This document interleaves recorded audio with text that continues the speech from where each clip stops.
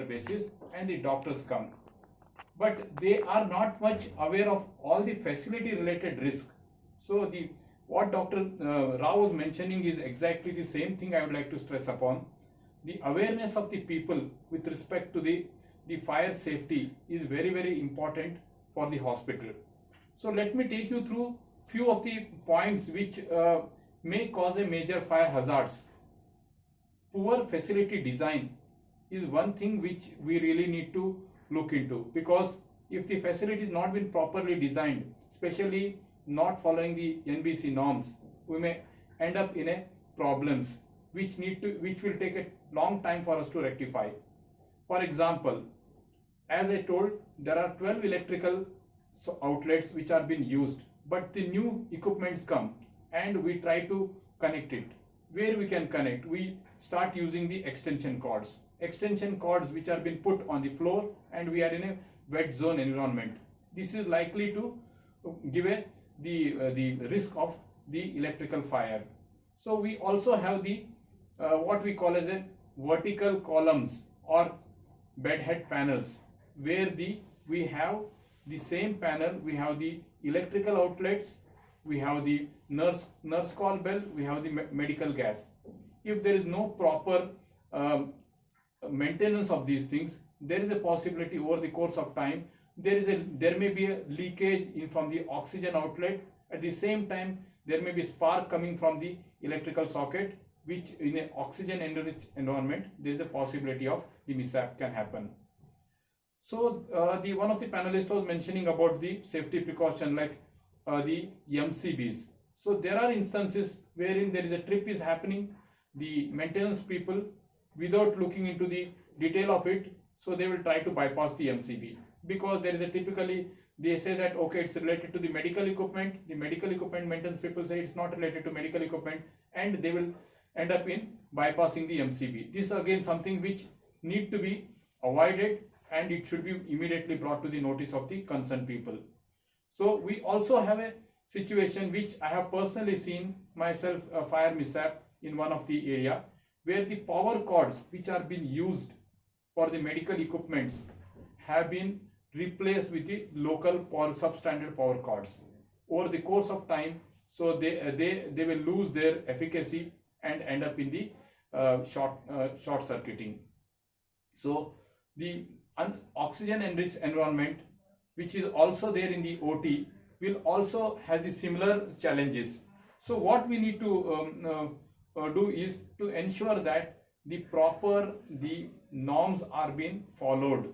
So I would suggest, like what is been the practice which has been used in our the setups, is basically a 4-pronged action. One is we call as a 2S, ensuring that the area is been properly set in order and storage happens properly and proper demarcation happens. We have a technique called as a 5S, but set in order and storage done properly will ensure that the people know which equipment is placed where, and what is not there immediately is been noticed. Then second thing which I would stress upon is something called as a KY technique. KY technique is basically it's again a Japanese technique. Since I'm in a hospital, in Japanese hospital, it's called Kikin Yochi. It's a hazard prediction. A good hazard prediction will ensure that the risk can be mitigated. So we have to have a regular practice of facility rounds, wherein we take a picture of the area, and then we come back to our desk and try to understand, what could be the possible mistake which can happen. So the KY technique, though it looks very simple and obvious, but is something very powerful which can be adopted in the hospital. With this, then we can have something called as the FMEA technique, failure mode and effect analysis, through which we can come with a risk score. With the risk score, we can start working towards a mitigation of the risk through brainstorming, and finally come with the work instructions which can be taught to all the people, including the clinicians. So this is the preventive measures which can be adopted in any hospital setup. So there are a few things which I would like to stress upon, is basically The NBC norms to be adopted while the designing a hospital. Standard equipment procurement, which is very important, be it the utility equipments, be it the fire related equipments or the medical equipments. So we often find in the ICU setup, the patient is on a ventilator, the patient is on a ventilator more than 3 days, 4 days, the equipment is working. If the equipment is not properly, it's not a standard equipment, which is, unfortunately we adopt basically a FDA or a CE mark. If those equipments or if any other substandard equipment is there, then there is a possibility that over the course of time the electrical short circuit can happen and mishap is obvious.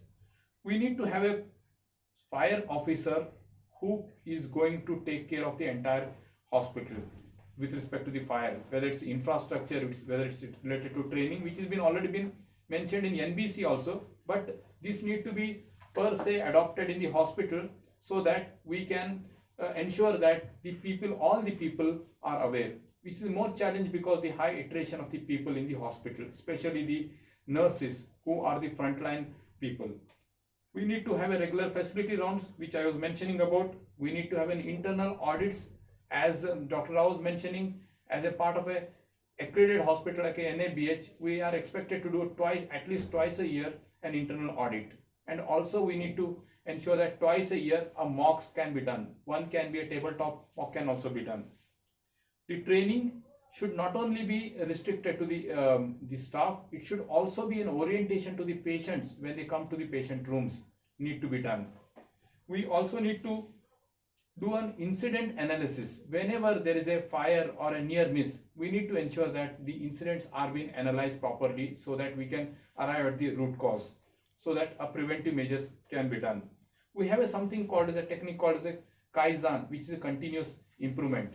So wherein we expect the ground staff to come with the ideas so that this can be adopted. So Kaizen is a best practice which can be adopted so that the ideas can come from the frontline workers, be it in OT, ICU or any other places, wherein they give the ideas what can be done, which can include the ideas related to the fire and smoke. We also, as mentioned by Dr. Rao, yearly electrical safety audit is something which need to be done, as most of the fire mishaps have happened through the electrical areas, whether it's an electrical panel or whether it's a UPS or whether it's a batteries. The thermal imaging is something where we can identify the hot spots in the electrical panels, is something which can be done on a regular basis during the preventive maintenance. The preventive maintenance is very important for the medical equipments. We have seen where the incubator had a problem, whether the preventive maintenance was being done regularly, whether the preventive maintenance was done as per the checklist, is something which need to be looked into.